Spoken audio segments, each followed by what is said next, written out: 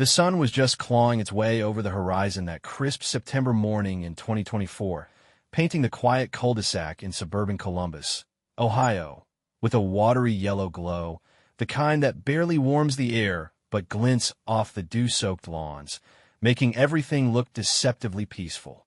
Our house sat there, a tired two-story box with peeling white siding, the scars of too many Midwest winters etched into its frame. The front yard a patchy mess of crabgrass and dandelions I'd been promising to tackle since spring but never got around to. Too beat from work to care. I'm John, 38 years old, a shift supervisor at the steel mill out on Route 62, a big guy with broad shoulders that ache after every shift, hands rough and callous from years of gripping tools. My buzz cut started to show streaks of gray at the temples like some premature surrender to time, my flannel shirt always carrying that faint whiff of sweat and molten metal no matter how hard I scrubbed in the shower. That morning, I dragged myself out of bed at 5 a.m., the alarm clock screaming like a banshee, its red digits glaring at me through the pre-dawn gloom, my body protesting every move, muscles stiff from the endless grind at the mill, my boots thudding heavy on the scuffed hardwood floor as I shuffled downstairs to the kitchen. Sarah, my wife of 12 years, was still upstairs, or so I assumed, probably sprawled across our queen-size bed, her blonde hair fanned out over the pillow like some golden halo, her soft snores a familiar rhythm I'd grown used to, a sound that once comforted me, but lately just blended into the background noise of our life. I brewed a pot of coffee, the cheap stuff from Kroger, black and bitter as tar, the gurgle of the machine filling the silence, steam rising as I poured it into my beat-up thermos, the one with a dent from when I dropped it on the mill floor last year. I packed my lunchbox, ham sandwich on white bread, an apple starting to bruise, a couple of granola bars I'd snagged from the pantry, then headed out, the screen door creaking shut behind me with that annoying whine I'd meant to oil for months. My old Ford F-150 sat in the driveway, its faded blue paint chipped, its engine coughing to life with a reluctant sputter as I turned the key, the cold leather of the seat creaking under my weight, my breath fogging briefly in the cab before I cranked the heat. I backed out, the tires crunching over gravel, the neighborhood still asleep except for the faint hum of sprinklers down the street and the bark of Mrs. Henderson's yappy terrier 2 houses over, its shrill yap cutting through the stillness like a knife. Work was the same old beast. 12-hour shifts stretching into 14 with overtime, forklifts whining as they hauled steel beams, sparks flying from the welders, the air thick with the sharp tang of molten metal and the oily stench of machinery. My clipboard smudged with grease as I shouted orders over the din, my voice hoarse by noon. We'd been slammed lately, orders piling up for some high-rise project down in Cincinnati, and I'd been pulling doubles to keep up, the extra cash barely denting the stack of bills on the kitchen counter. The mortgage, the utilities, Sarah's complaints about her rattling old Honda Civic needing replaced. She'd been on me about that for weeks, her voice sharp over dinner, her green eyes flashing with impatience. John, we can't keep patching it up forever. I grunt, promised to figure it out, but the mill owned me, body and soul, and there wasn't much left to give. That day, my mind kept wandering back to her. Sarah, the woman I'd met at a bar downtown 13 years ago, all smiles and flirty laughs. The one who'd said yes under that big oak in our backyard, her tears soaking my shirt as I slipped a cheap ring on her finger. She'd been distant lately, her chatter over meals quieter, her eyes sliding away from mine when I tried to joke, her smiles thin and brittle like cracked glass.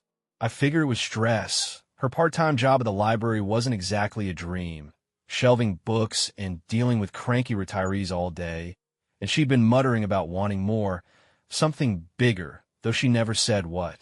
I got home that night around 8 p.m., the sky a deep bruised purple, the street lights buzzing faintly, our house dark except for the porch light flickering like it was about to give up the ghost, casting a weak pool of yellow over the steps. I unlocked the door, the hinges squeaking, the air inside hitting me with a faint whiff of lavender. Her shampoo, I thought, mixed with the stale smell of a house closed up all day.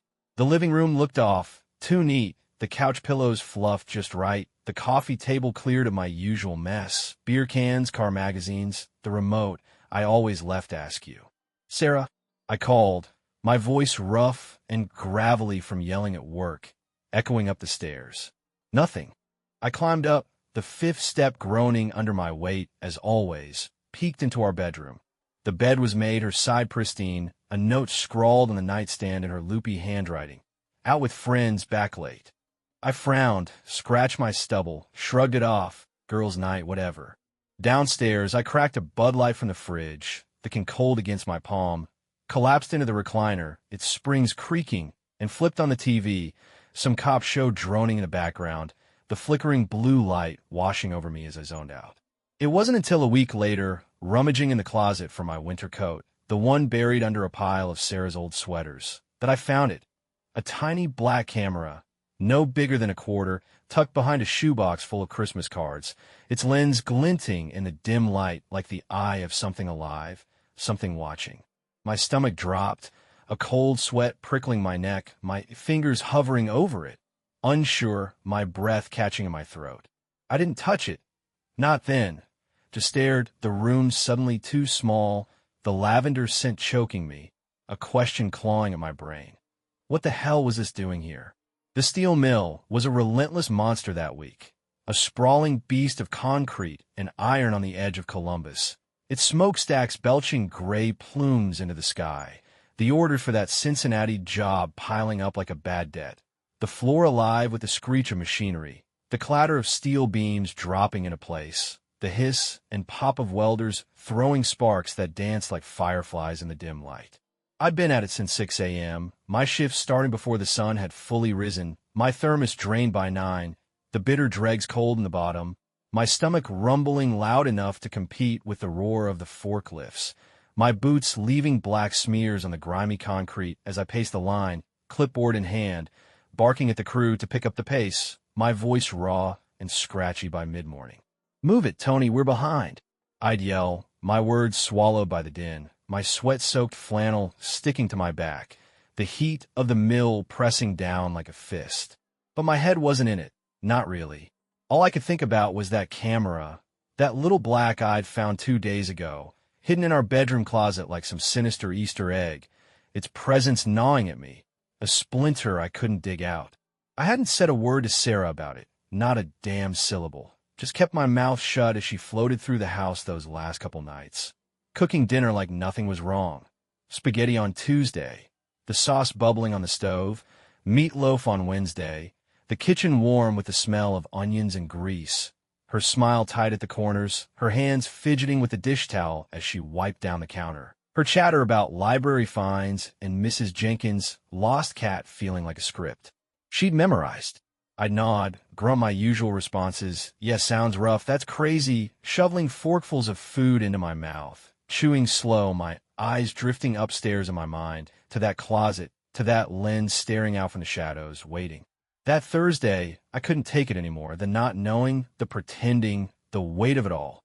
So I called in sick, first time in 4 years, my voice croaking over the phone as I lied to my boss, Dave, about some stomach bug tearing me up, my heart pounding loud in my ears as I hung up, the lie tasting sour on my tongue. Sarah left at 9 a.m., her red Honda Civic peeling out of the driveway with a squeal, headed to the library, or so she claimed, her yellow sundress fluttering in the breeze as she waved goodbye from the porch, her sunglasses perched on her nose, hiding those green eyes I used to drown in. I stood at the window, coffee mug in hand, counting the seconds, 10 minutes. Watching her taillights vanish around the corner, the cul-de-sac settling back into its sleepy hum, the neighbor's sprinklers hissing across the street.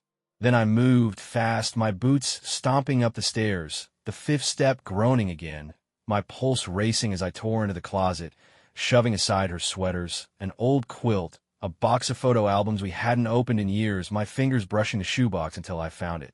The camera, cold and smooth in my palm, its plastic shell buzzing faintly like it had a heartbeat. I turned it over, my breath hitching, spotted the memory card slot, popped it open with a fingernail, the tiny silver chip sliding out into my shaking hand, my chest tight as I bolted downstairs to my old Dell laptop, the one shoved in the corner of the living room under a pile of junk mail and Sarah's knitting magazines. The screen flickered on, slow as hell, the fan whirring loud, a grainy video loading up after I jammed the card into the slot. Our bedroom, the wide-angle lens catching everything. The bed with its faded blue comforter, the oak dresser I'd refinished when we moved in, the window with those ugly floral curtains Sarah loved and I hated. Timestamp: Tuesday, September 17th, 10:32 a.m. I'd been at the mill then, sweating through my shift, my hands black with grease, my back aching from hauling crates.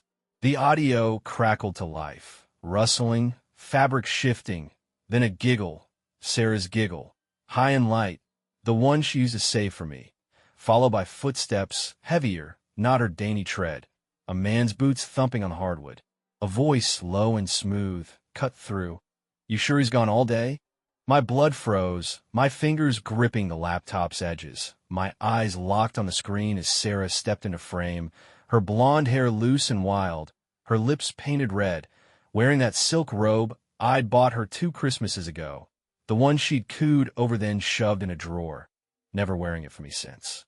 "Till 8, she said, her voice teasing, flirty, her fingers tugging at the sash, letting it fall open. Then he walked in, tall, lean, dark hair slicked back like some wannabe movie star, a smirk plastered on his face, his polo shirt unbuttoned halfway down his chest, his hands already reaching for her, pulling her close. I slammed the laptop shut, the hinges creaking, my chest heaving like I'd run a mile, my fists clenched so tight my nails dug bloody half-moons into my palms, the room spinning around me, the walls pressing in, that lavender scent. Her scent, suddenly thick and suffocating, a lie I'd been breathing for God knows how long. Friday crashed into me like a freight train derailed. The sky over Columbus hanging low and gray, heavy with clouds that promised rain but hadn't delivered, the mill's parking lot a swamp of mud and oil slicks as I pulled in, my F-150's tires squelching through the mess, the wipers swiping at a drizzle that barely wet the windshield, my head throbbing not from a hangover. No beer could touch this, but from what I'd seen, well, I couldn't unsee. I'd watched that video 3 times Thursday night after finding it. Each replay, a fresh wound, carving deeper into me. Sarah's laugh, sharp and bright, her hands sliding over him, that bastard peeling off her robe like he'd done 100 times, their bodies twisting together on our bed, my bed, the one I'd wrestled up those narrow stairs when we bought the place, its headboard still scratched from the move. The camera caught every detail, the way she moaned, louder than she ever had with me, the whispered filth they traded, the way she said his name, Eric, like it was sacred, her voice dripping with something I hadn't heard from her in years. I didn't sleep that night, not a wink, just sat there in the dark living room, the laptop's glow casting harsh shadows across my face, a 6-pack of Bud Light drained by dawn, the empty cans scattered around the recliner like shell casings, my eyes red and stinging, my throat raw from silent curses. At work, I was a zombie, a hollowed-out shell, stumbling through the shift, yelling at the guys for nothing, my voice cracking as I snapped at Pete for a slow weld, dropping a wrench mid-repair, the clang echoing off the concrete, my hands shaking as I picked it up, the crew shooting me looks like I'd lost it. Maybe I had. My mind was stuck on her, on him, on that lens I'd left in the closet, untouched, still watching, still recording God knows what. Sarah texted me at noon, her message popping up on my phone as I sat in the break room, the screen lighting up, home late, book club tonight. Book club, right? I stared at it, my thumb hovering over the reply button, my jaw clenched so tight my teeth ached, my lunch, a turkey sandwich and chips, sitting uneaten on the scratched metal table. I didn't text back, just shoved the phone in my pocket, my fingers brushing the lint and loose change, my chest tight with something I couldn't name, anger, betrayal, dread, all tangled up. After work, I swung by Home Depot, the parking lot packed with weekend warriors loading mulch and lumber, the fluorescent lights buzzing overhead as I grabbed a cheap USB drive from the electronics aisle, its plastic case flimsy in my hand, my boots scuffing the polished floor as I paid cash, avoiding the cashier small talk. Back home, I copied the footage, every second of that Tuesday betrayal. Onto the drive, my hand steady now, mechanical, the laptop whirring as the file transferred, then hid the camera back in the closet, nestling it behind that shoebox, its lens still aimed at the bed, still waiting. I needed more Needed to know if this was a fluke or a habit, though deep down, in that dark pit of my gut, I knew it wasn't a one-off. Her ease with him, the way they moved, it screamed routine. That night, she swept in at 10 p.m., the front door banging shut, her perfume hitting me like a slap. Something new, spicy, not her usual lavender. Her cheeks pink, her hair a little messy, her story about book club tumbling out too fast, too polished, her green eyes flicking past me as she kicked off her heels, the clatter loud on the hardwood. "How was work?" she asked, pouring herself a glass of Rioja from the bottle on the counter, her fingers wrapping around the stem, her voice light, casual, like we were still us. "Fine," I grunted, popping a Bud Light. The hiss of the tab loud in the quiet, my hands itching to grab her, shake her, demand answers, but I didn't. I just stood there, leaning against the fridge, the cold metal grounding me as I watched her sip her wine, her lips leaving a faint red stain on the glass. She didn't notice the edge in me, the way my eyes narrowed, the way my silence wasn't just tired but loaded, or maybe she did and didn't give a damn, just kept sipping, scrolling her phone, humming some tune I didn't recognize, a melody that felt foreign in our house. I watched her, this woman I'd married at 26 in that little brick church off Main Street, the one with stained glass that threw colors across her white dress, the one who'd sobbed in my shoulder when I proposed under the oak out back, her tears hot against my skin, her yes a promise I believed in. Now she was a stranger, a ghost in tight jeans and a cardigan, her lies piling up around us like the clutter I used to leave on the coffee table. I didn't call her out. Not yet. I wanted to see how far she'd push this, how many layers of deceit she'd weave, how many times that camera would catch her in the act. Tomorrow, I'd check it again, after she left for whatever bullshit excuse she'd cook up next, her secrets stacking up like the dirty dishes she'd left in the sink, the ones I'd wash later because I always did. Saturday morning rolled in hot and sticky, the kind of Ohio humidity that clings to your skin like a second shirt, the air thick and heavy, buzzing with the drone of lawnmowers from the neighbors and the shrieks of kids pedaling bikes up and down the cul-de-sac, their tires hissing on the asphalt, their laughter cutting through the stillness of our house, where the only sound inside was the drip, drip, drip of the leaky kitchen faucet I'd been promising to fix since June. Sarah was up early, 8 a.m., a rare sight, bustling around downstairs in her yoga pants and a faded tank top, her blonde hair scraped into a messy bun that bounced as she moved, her voice chirpy as she called up to me. "Running errands today, groceries, dry cleaning, coffee with Jen." Jen, her old college buddy, the one she hadn't mentioned in months. I lay in bed a minute longer, the sheets tangled around my legs, my head pounding from a night of restless half-sleep. The footage from Tuesday still looping in my skull. Sarah's giggles, Eric's hands, the bed creaking, before I dragged myself up, my bare feet hitting the cool hardwood, my boxers wrinkled, my stubble itching as I scratched my jaw. Downstairs, she was pouring coffee into a travel mug, the steam curling up, her green eyes flicking to me as I shuffled in, her smile plastic, rehearsed. Morning, sleepyhead. She leaned in, pecked my cheek, her lips cool and dry, then grabbed her purse, her keys jangling as she darted out, the screen door slamming behind her, the Civic's engine roaring to life in the driveway, its exhaust puffing white in the muggy air before she peeled off. I stood at the sink, my own coffee cold in a chipped mug, the bitter taste coating my tongue, counting to 100 in my head. 1 Mississippi, 2 Mississippi.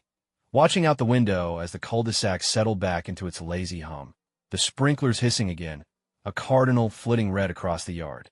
My pulse thudded in my ears, steady but fast, a drumbeat urging me upstairs, my boots stomping on the steps, the fifth one groaning as always, my breath hitching as I hit the closet, shoving aside her sweaters. Cashmere wool, stuff she never wore, her old quill from her mom, a box of photo albums we'd flipped through once, laughing at our younger selves back when we were dumb and happy. My fingers brushed the shoebox, slid it aside, and there was the camera, still there, still cold, its memory card full, 3 hours of footage from Friday, starting at 9:15 a.m., an hour after I'd hauled ass to the mill, my shift already a blur of steel and sweat. I yanked it out, my hands slick with sweat, my chest tight, bolted back downstairs, the stairs shaking under my weight, My heart hammering as I fired up the laptop, the fan whirring loud, the screen flickering to life, the video loading slow, too slow, each second an eternity. Our bedroom popped up, same angle, same bed, same dresser, same ugly curtains. Timestamp.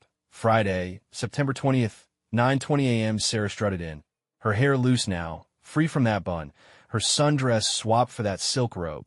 The one I'd spent $50 on, her phone pressed to her ear, her laugh spilling out. Yeah, he's gone till late. Come over. My stomach twisted, a cold knot forming, my fingers gripping the table's edge, the wood biting into my palms as the audio caught the front door creaking open 10 minutes later. Not in view, just sound. Then Eric swaggered in a frame. Same smug bastard, his jeans tight like he thought he was hot shit, his grin wide and cocky, a bottle of Jack Daniels swinging in his hand like he was throwing a damn party in my house. They didn't even hesitate. Her lips crashed into his, hard and hungry, her hands tangling in his slicked back hair, his sliding up her thighs, the robe pooling on the floor in a crumpled heap, the bed groaning under their weight as they fell into it. Her gasps sharp and loud, louder than the mill's grinders, his grunts hitting me like punches to the gut, my breath shallow, my vision tunneling.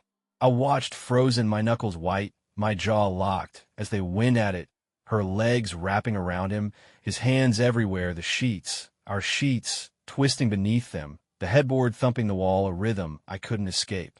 They finished, sprawling naked across the bed, sweat slicked and panting, passing the whiskey bottle between them, her head resting on his chest, her giggles soft now, lazy, as they shared some private joke I wasn't in on.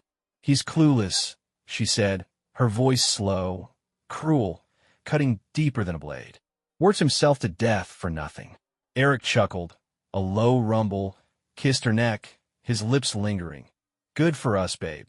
I stopped the video, my hands slamming the spacebar, the silence deafening, my vision blurring as hot tears stung my eyes. Not sadness, rage, my chest caving in, her words echoing in my skull. Clueless, nothing. I wasn't nothing. I'd built this life, busted my ass at the mill, paid for that bed, that house, her damn car, her everything. I stumbled to the bathroom, the tile cold under my feet, splashed water on my face from the sink, the icy shock snapping me back, stared at the mirror, bloodshot eyes, clenched jaw, stubble thick and dark, a man coming apart at the seams, water dripping from my chin onto my shirt.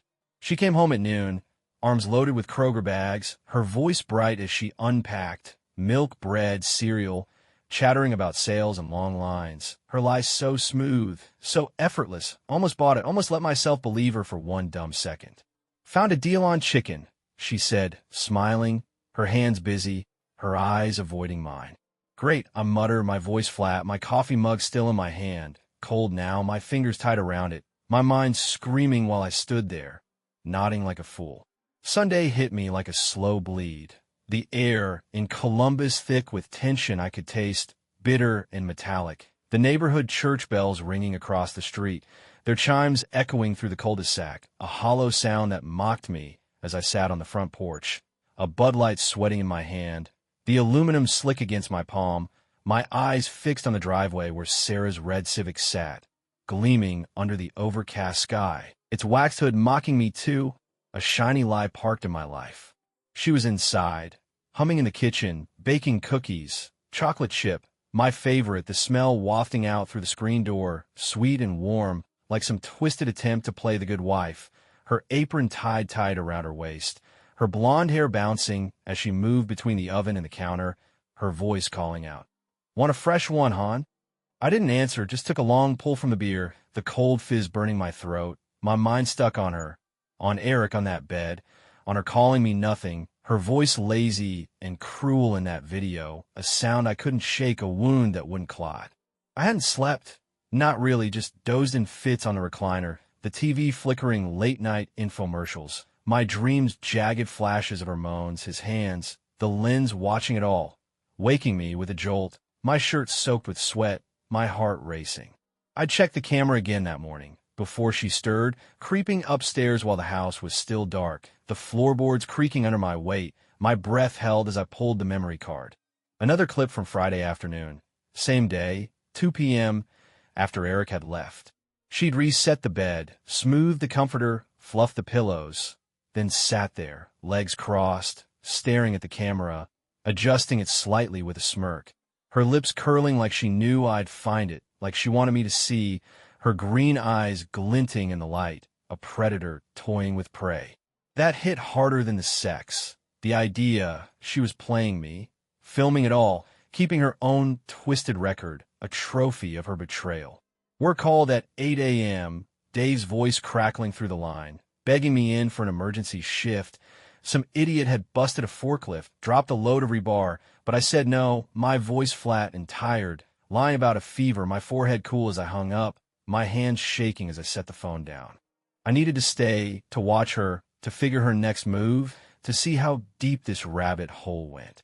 She flitted around all day, too chipper, too sweet, asking if I wanted to grill burgers later, her fingers brushing my arm as she passed, her touch light but electric, her eyes searching mine for cracks, her voice soft. "You okay, hon? You seem off." She tilted her head, her bun wobbling, her concern a mask, so perfect it almost fooled me. "Just tired," I muttered, forcing a half-smile, my stomach churning, bile rising in my throat, my hand tightening around the beer can until it dented. She didn't push it, just nodded, went back to her cookies, her humming picking up again. Some old pop song, maybe Taylor Swift, I didn't care, the oven timer dinging as she pulled out a tray, the chocolate melting, the kitchen warm and cozy, a lie wrapped in sugar. That night, she suggested a movie, some rom-com on Netflix, her idea of a date night. And I tried, sat on the couch with her legs tucked under a blanket, her body curling into mine, her head on my shoulder, her warmth seeping through my shirt, her lavender scent choking me again, a knife twisting slow in my gut. I couldn't do it.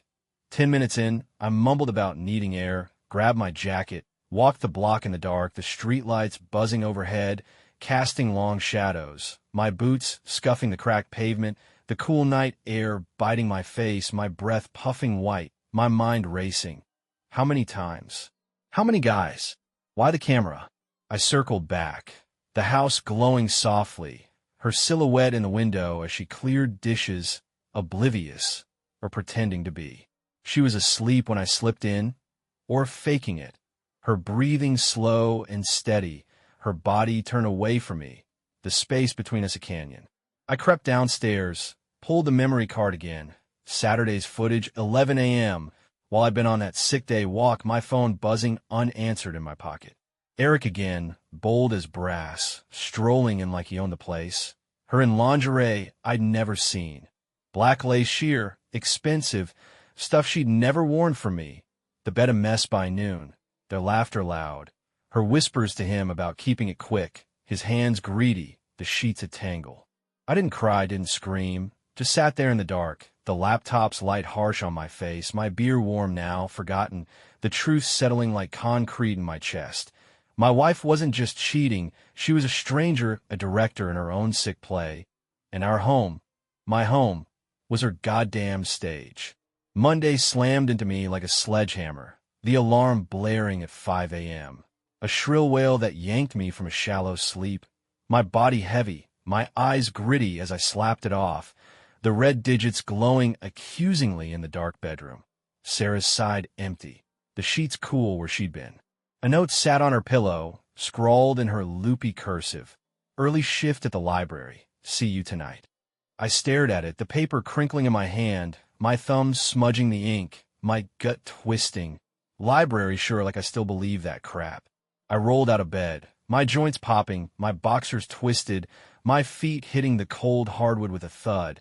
The house silent except for the faint hum of the fridge downstairs, the air stale with last night's chili and her lingering lavender. I dressed slow, flannel shirt, faded jeans, steel-toed boots. Each move mechanical, my mind replaying Saturday's footage. Eric, her in that lingerie, the bed shaking, my hands fumbling with the buttons, my reflection in the bathroom mirror a wreck. Bloodshot eyes, stubble thick as wire, jaw tight with something dark brewing inside.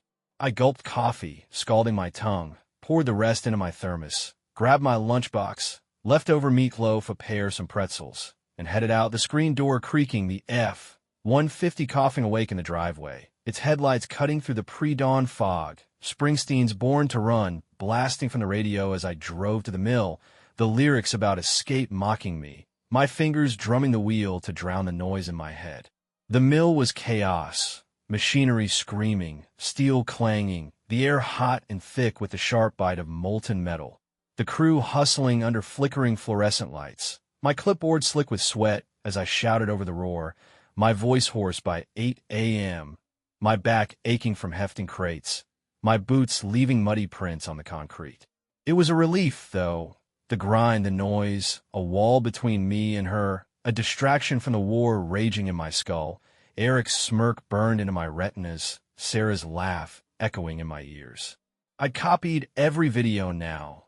Tuesday, Friday morning, Friday afternoon, Saturday, 4 files on that USB drive, stashed in my toolbox under a pile of socket wrenches and greasy rags.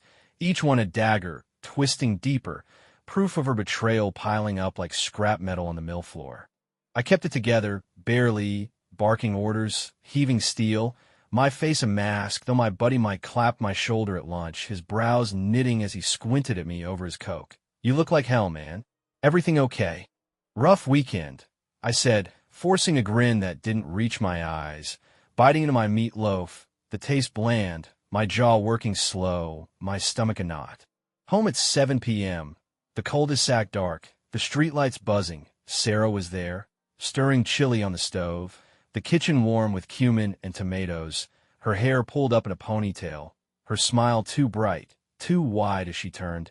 "Missed you today, hon." She leaned in for a kiss, her lips brushing my cheek, her new perfume, spicy sharp, hitting me, my head jerking back as I sidestepped, pretending to grab a beer from the fridge, the door's cold steel grounding me. "Yeah, you too," I muttered, popping the Bud Light. The hiss loud, my throat dry as I took a swig, my eyes on her, catching the little tells, her fingers twisting her necklace, a silver chain I'd given her years ago, her laugh too high when she talked about some kid spilling juice on library books, her lies polished to a shine, slipping out effortless. I ate in silence, the chili steaming in the bowl, my spoon scraping ceramic, my gaze boring into her chatter filling the air. Library this, patrons that, her green eyes flicking to me, then away, her smile faltering when I didn't respond, just chewed slow, swallowed hard, the food tasteless. After dinner, she showered, the water running long, steam seeping under the bathroom door, and I checked the camera. Sunday night while I'd been on that walk, nothing new, just her adjusting it again, smirking at the lens, her lips moving in a whisper I couldn't hear, her eyes glinting like she was daring me. She knew, had to, or she was so deep in her game she didn't care. That night, I lay beside her, wide awake, the mattress dipping under my weight, her breathing soft and even, her body warm next to mine, her arm brushing me in her sleep, my skin crawling like I'd touched something rotten. I started planning, get my own camera, catch her live, flip her trap back on her, see how far she'd stretch this web of deceit. Tomorrow, I'd hit the store, buy something with Wi-Fi, set it up in the bedroom, turn her game into mine. She rolled over, her hair spilling across the pillow, her breath warm on my neck, and I flinched, the woman I'd loved, still loved, maybe, now a ghost beside me. Her lies a wall I couldn't climb, my resolve hardening in the dark. Tuesday dawned cold and sharp, a bitter edge in the air hinting at fall creeping into Ohio. The cul-de-sac shrouded in a thick fog that muffled the world, the streetlights glowing faint halos, my breath puffing white as I stepped outside, the chill biting my face, my hands stuffed deep in my jacket pockets, my boots crunching frost on the driveway. As I headed to the 150, the engine grumbling awake, the heater blasting weak warmth as I drove to the mill, the fog smearing the windshield. Springsteen's Thunder Road crackling through the static, a song about running that felt like a taunt. The mill was quieter, maintenance day, machines down, the crew tinkering with gears and belts, the air cooler but still heavy with oil and metal, my clipboard light for once, my shift dragging slow, giving me time to think, to plan, my mind set on flipping this nightmare back on Sarah. I clocked out early, 3 p.m., the sun breaking through the haze, a pale disk low in the sky, swung by Best Buy on the way home. The parking lot half empty, the store's fluorescent lights harsh overhead, the hum of TVs and chatter filling the air as I grabbed a sleek little camera. Wi-Fi enabled, motion activated, the kind that streams live to your phone, small enough to hide in the smoke detector above our bed. Its box promising. Discreet surveillance in bold letters. I paid cash, $79.99. My hand steady as I handed over the bills, avoiding the clerk's bored small talk. Need a bag? Nah, my boots scuffing the tile as I left, the weight of the box solid in my grip, my pulse quickening with every step back to the truck. Sarah was at work, her text from noon claiming a late shift. Library slammed, back around 9. So I had hours. Back home, the house was silent, the air stale, the kitchen still smelling of last night's chili, the sink piled with dishes she hadn't touched. I climbed the stairs, the 5th step groaning loud, my heart pounding as I hit the bedroom. Toolbox in hand, screwdriver ready, sweat beating on my forehead despite the chill as I unscrewed the smoke detector, its plastic casing popping off with a snap, my fingers trembling slightly as I wire the camera in, its tiny lens peering down, the bed in perfect view, comforter rumpled, pillows askew. The stage of her betrayal now under my watch. I synced it to my phone, the app pinging, live feed, crystal clear, every corner sharp, my reflection flickering as I adjusted the angle, my breath hitching as I tested it, imagining her walking in, oblivious, her secrets mine to catch now. She rolled in at 9 p.m., her hair damp, claiming rain from a dry night, her story about a flooded library parking lot spilling out smooth, her green eyes flicking to me, then away as she kicked off her flats, her purse thudding on the counter. Long day, she sighed, pouring wine, her fingers lingering on the glass, her new perfume stinging my nose. Yeah, me too, I said, my voice flat, my phone in my pocket buzzing with the feed, empty now but primed, my thumb brushing the screen, my chest tight with anticipation. Wednesday, I watched live. Left for work at 6 a.m., the sky still dark, checked the app at 9:30 during a break, the break room's fluorescent lights buzzing, my coffee sloshing as I pulled up the feed, my earbuds in, the mill's noise fading.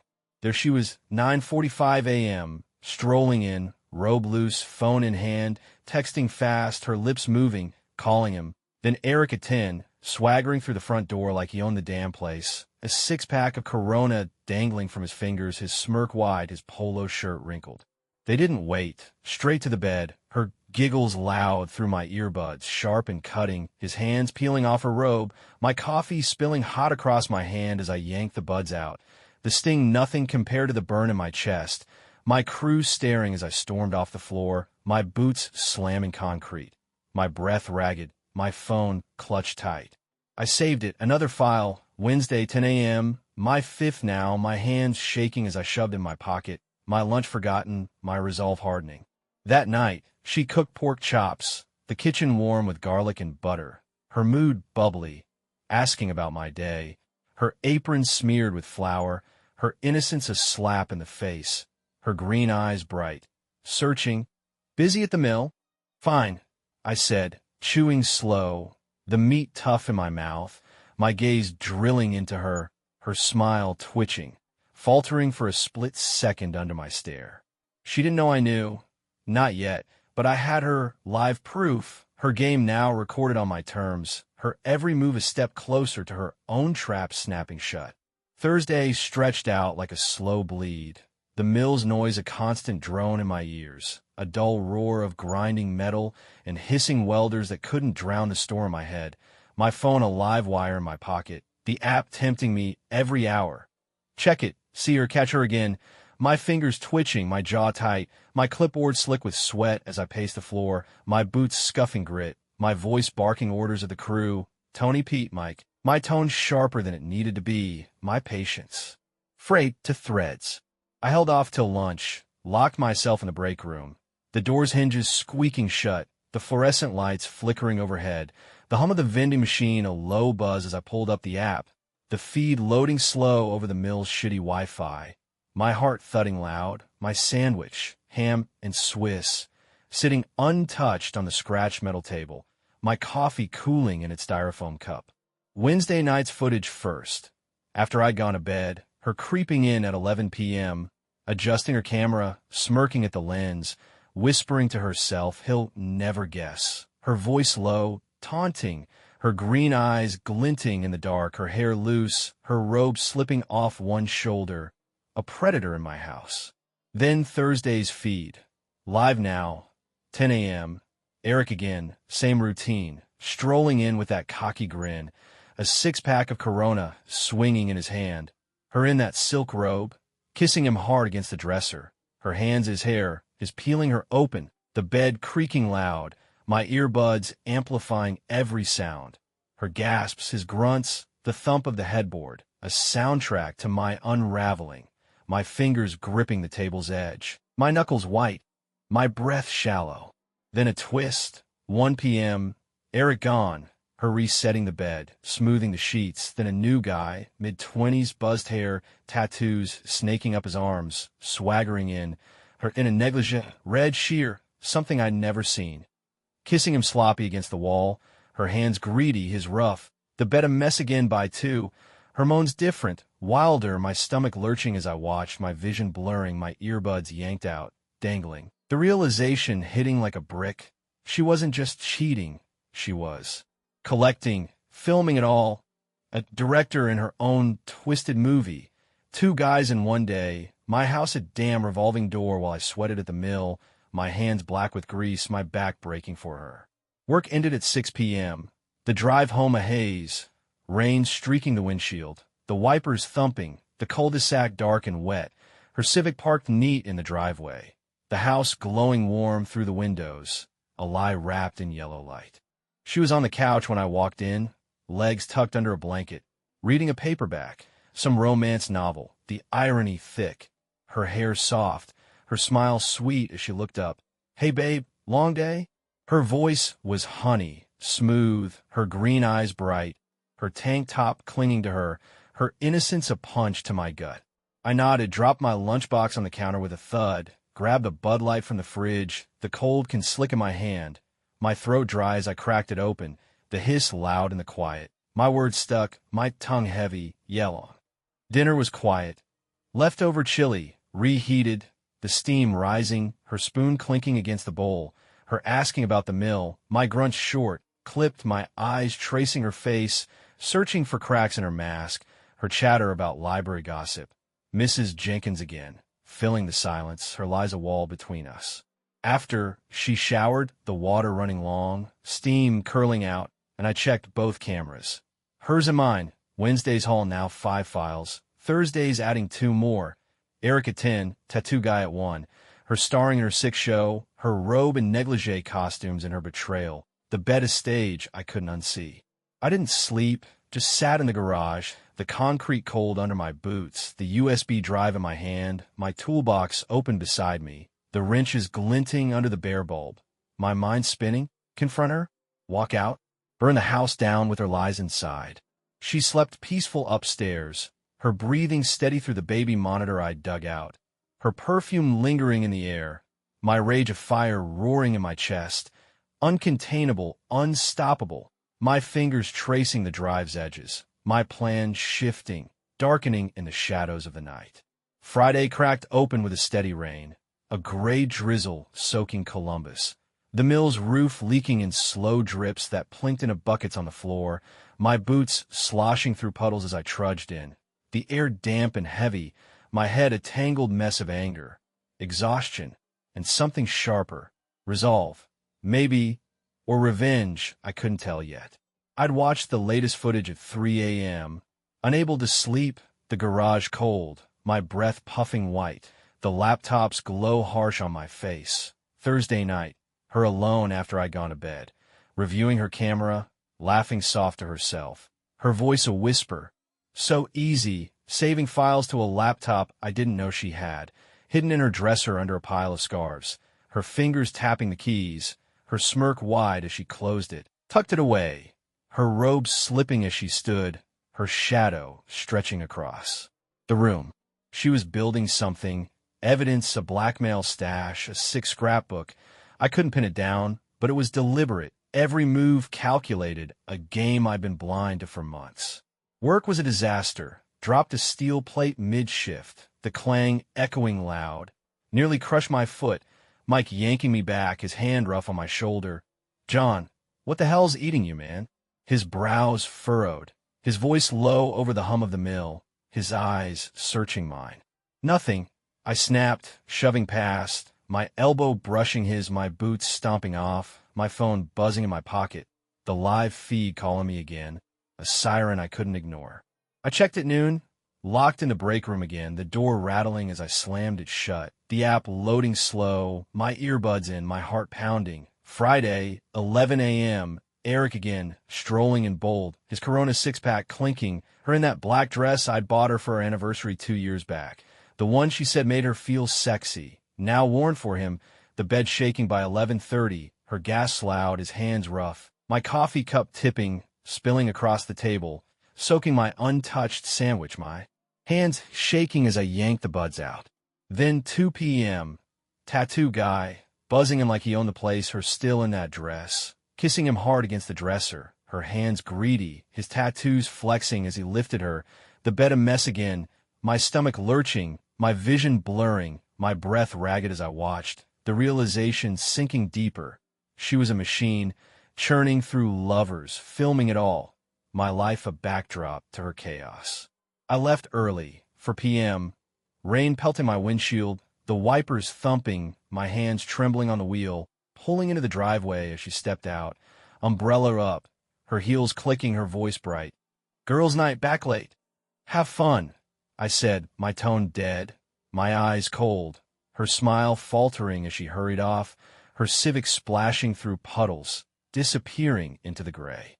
I didn't wait, stormed upstairs, tore through her dresser, found her laptop under those scarves, sleek and silver, password Luna 2012. Our old mutt's name, a stab of irony. Dozens of videos, months back, not just Eric and Tattoo Guy. 5, 6 others, different faces, different days, my house a goddamn brothel, while I busted my ass at the mill, my sweat paying for her stage, her lies stretching back to spring, maybe longer. I copied it all. Hours of footage.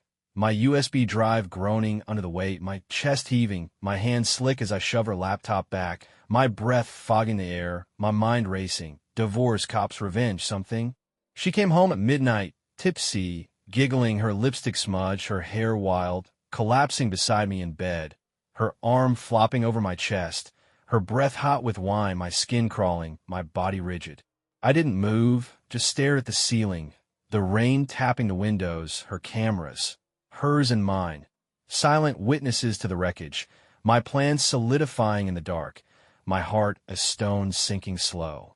Saturday morning broke gray and sodden, the rain a steady drum against the windows, the cul-de-sac hushed under a blanket of wet fog, Sarah sleeping off her girls' night, her snores soft and uneven, her blonde hair a tangled mess on the pillow, her body curled into the sheets, my side of the bed cold and stiff from hours awake, my eyes burning, my mind made up. Confrontation, divorce, the end of this charade. No more playing dumb. No more swallowing her lies. I'd spent the night in the garage, the concrete icy under my boots, the USB drive in my hand, my toolbox packed. Every file copied, my cameras unplugged from their hiding spots, her laptop back under her scarves, untouched since I'd raided it. My evidence locked tight, my weapon ready. I showered at dawn, the hot water scalding my skin, steam fogging the mirror, my reflection a stranger. Hollow eyes, stubble thick, jaw set hard, a man done breaking. I cooked breakfast, eggs sizzling in the pan, bacon spitting grease, coffee brewing dark and strong. The smells filling the kitchen, a mask of normalcy as I moved, my hand steady, my flannel shirt damp from the stove's heat, my boots scuffing the linoleum. She shuffled in at 10 a.m., yawning wide, her robe loose and slipping, her green eyes bleary, her voice scratchy. "Smells good, hon."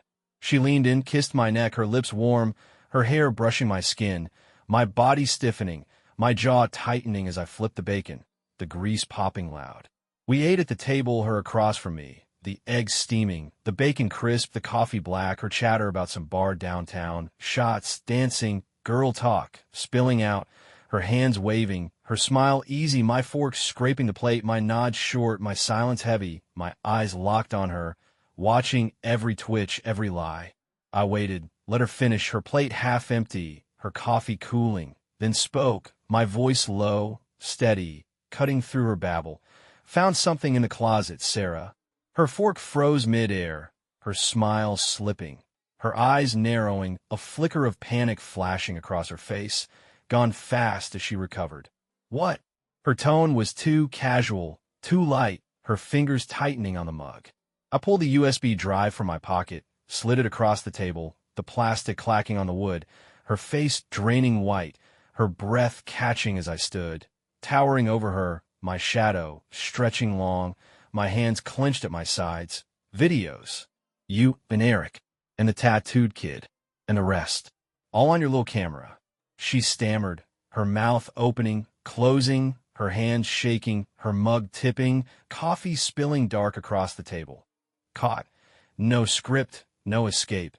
John, I can explain, don't. I cut her off, my voice hard, a growl, my finger jabbing the air, my eyes burning into hers. I saw it all. Live, too, my camera's better. Her head snapped up, her gaze darting to the smoke detector, her breath hitching loud, her hands flying to her mouth, her green eyes wide, terrified, the truth crashing down, her game over, her mask shattered. I grabbed my keys, my jacket, the toolbox with the USB, left her there, the drive on the table, coffee pooling around it, her sobs starting soft, then loud, her lies exposed, our life, 12 years, a mortgage, a ring, reduced to ash in that kitchen. I drove to Mike's, the rain hammering the truck, the wipers thumping, my phone off, her calls buzzing unanswered, crashing on his couch, the springs creaking, the rain drumming outside, my chest tight but lighter, my evidence, my shield. Lawyer Monday, divorce papers next, her footage, her downfall, my freedom. She'd filmed her betrayal, staged her show, but I'd filmed her end, and now I was walking away. The wreckage hers to sift through, the cul-de-sac fading in my rear view, a chapter closed in the wet Ohio gray.